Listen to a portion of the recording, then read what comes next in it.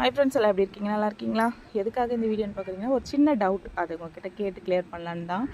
இது வந்து முல்லை செடி, உங்கள் எல்லாருக்குமே நல்லா தெரியும்.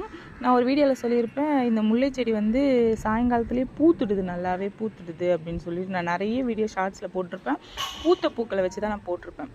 இன்றைக்கி என்ன அப்படின்னா, இந்த பூக்கள் வந்து இன்னும் பூக்கலை, வெறும் மொட்டாகவே இருக்குது. இங்கே பாருங்கள், நான் வந்து ஒரு 2 வருஷத்துக்கு முன்னாடி பெரிய மரமாகவே இருந்தது எங்கள் வீட்டில். அந்த செடியில் இந்த மாதிரி தான் பூக்கும். அதாவது சாயங்காலத்தில் மொட்டாக இருக்கும். இந்த டைமில் பறித்து கட்டி வச்சுட்டேன்னா காலையில் பூத்துரும்.